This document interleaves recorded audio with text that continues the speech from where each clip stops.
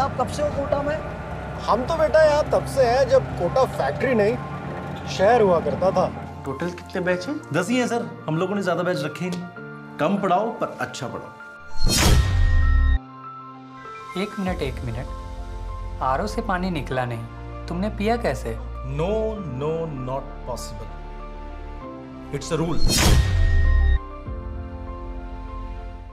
जैसे इन दिनों फिल्म और वेब सीरीज के तमाम क्रिटिक अपने पाठकों के लिए लिख रहे हैं, या सितारों, निर्माताओं या ओटीटी के लिए उन्हें खुद समझ नहीं आ रहा है, कुछ वैसे ही टीवीएफ को भी अब ये समझ नहीं आ रहा है कि पंचायत, गुल्लक और कोटा फैक्ट्री जैसी वेब सीरीज वो लोगों को डराने के लिए बना रहे हैं, उन्हें आम जिंदगी के संघर्ष से रोमांस करने के लिए बना रहे हैं, या फिर कोई और ही एजेंडा है इन सीरीज का जो आम दर्शकों को समझाने से अब वो कतराने लगे हैं।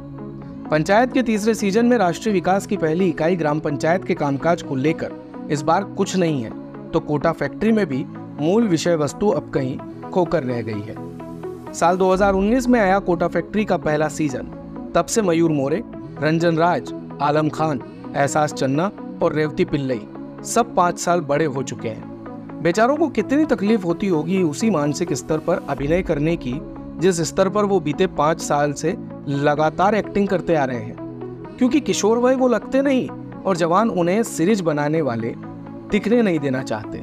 और इसी दुविधा में फंसकर रह गई है कोटा फैक्ट्री के सीजन 3 की कहानी। ये सही बात है, टीवीएफ की इन दिनों बन रही बाकी सीरीज को भी देखे तो सब में गुटी गुटी फीलिंग है। कहानी की शुरुआत में ही समझ में आ जाता है कि मामला सिर्फ दर्शकों के मनोरंजन का नहीं है, बल्कि मामला है इस बार उन विज्ञापनों का भी जिनकी बुनियाद से टीवीएफ का डीएनए बना है। खैर, नेटफ्लिक्स को यहाँ सिर्फ व्यूज से मतलब है। एक सीरीज को जितने ज्यादा से ज्यादा लोग देख लेते हैं, उनके लिए उस सीरीज का दूसरा सीजन शुरू करना उतना ही आसान होता है। The great Indian Kapil show के दूसरे सीजन की तैयारी है और हीरा मंडी के दूसरे सीजन को मंजूरी मिल चुकी है। कोटा फैक्ट्री के भी और सीजन बन जाए तो किसी को और क्या ही दिक्कत हो सकती है। बस इन कहानियों को देखते समय दर्शकों को अपनी तीसरी आंख और छठी इंद्री भी अब खुली रखनी जरूरी है।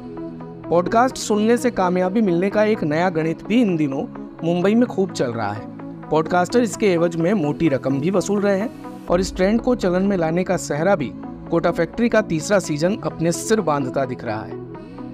खैर, सीरीज के तीसरे सीजन की कहानी एक छात्र की आत्महत्या के अपराध बोध से ग्रसित जीतू भैया के घर के कोने में लग रही काई से शुरू होती है और शिक्षा व्यवस्था में बदलाव की जरूरत तक पहुंचती तो है, लेकिन जितनी आसानी से 3 कोट मारकर काई को छुपा दिया गया है, उतना आसान शिक्षा व्यवस्था में हो चुके संक्रमण से पार पाना है नहीं।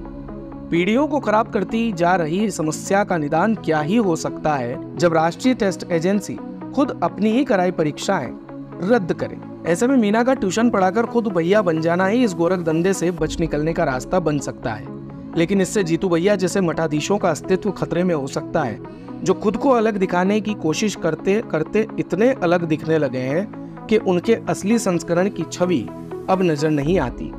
हम यहाँ पर यह बात नहीं कर रहे हैं कि पंचायत और कोटा फैक्ट्री में वो थोड़े एक जैसे, नहीं। पंचायत के तीसरे सीजन के बाद जितेंद्र कुमार के हाथ से फिर एक बार कमान कोटा फैक्ट्री के तीसरे सीजन में भी छूट गई है। कोटा फैक्ट्री के असली सितारे मयूर मोरे, रंजन राज और आलम खान हैं। इनकी कहानियों का असली दर्द रिश्तेदार के आईपीएल में सिलेक्ट हो जाने के बाद वैभव की अकुलाहट में झलकता है। ये दर्द गर्दन तक भर आने के बाद तब छलक जाता है जब मीना सूखे की वजह से चिंतित अपने पिता को पैसे की चिंता न करने की बात कहता है। फिजिक्स टीचर जीतू भैया की जगह लेने के लिए केमिस्ट्री टीचर पूजा आ चुकी है। टीवीएफ की कहानियों पर तालियां बजाता रहा जमाना अब धीरे धीरे बदल रहा है, लेकिन टीवीएफ जानबूझकर खुद अपने ही बनाए जमाने से पता नहीं क्यों बाहर नहीं आ रहा। ओटीटी के धुरंधर के लिए भारत कवरेज की रिपोर्ट। दिन भर की सारी अपडेट्स के लिए सब्सक्राइब करें भारत कवरेज को और हाँ, बेल आइकन दबाना ना भूलें ताकि आप रहें अपडेटेड हमेशा।